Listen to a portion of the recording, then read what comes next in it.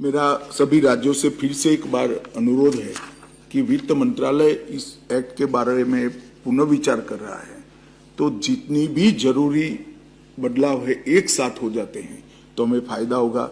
सभी राज्यों के मुख्य सचिव महोदय और पुलिस प्रमुख वित्त मंत्रालय को और पुलिस प्रमुख गृह मंत्रालय को अपने एक्ट में सुधार के सुझाव भेज दे। ये बहुमूल्य सुझाव हमें सभी छिद्रों को भरने के लिए बहुत उपयोगी होंगे।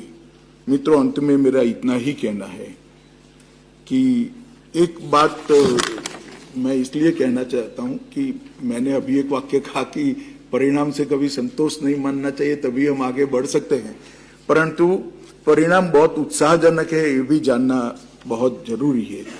इसलिए मैं आपको कुछ परिणाम बताना चाहता हूं। मित्रों, 2004 से 14 तक सिंथेटिक ड्रग का जहां तक सवाल है, 26 लाख किलोग्राम ड्रग जब्त किए गए थे देश में 10 साल में, और 14 से 26 तक 1 करोड़ 18 लाख किलोग्राम हमने जब्त किया है। ये बताता है कि हमारा अभियान सफलता की दिशा में आगे बढ़ रहा है, हम कर सकते हैं। और वो ड्रग का मूल्य 40,000 करोड़ था और ये जब्त ड्रग का मूल्य 1,84,000 करोड़ रुपया है। बहुत बड़ा जंप हमने आगे बढ़ाया है।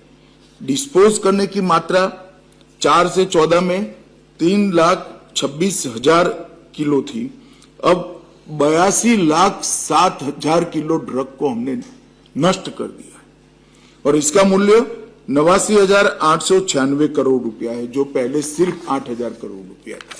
इसी प्रकार से अवैध खेती के विनिष्टीकरण को हम लगातार बढ़ाए गए हैं। 2020 में 10,000 एकड़ विनिष्ट किया था, 25 में हम 42,282 एकड़ अवैध खेती को विनिष्ट करने का काम किया है।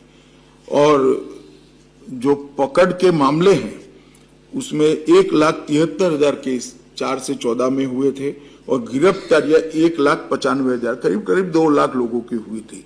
अब 8,75,000 केस रजिस्टर्ड किए गए हैं और 10,97,000 मतलब 11 लाख लोगों की गिरफ्तारियां हुई है।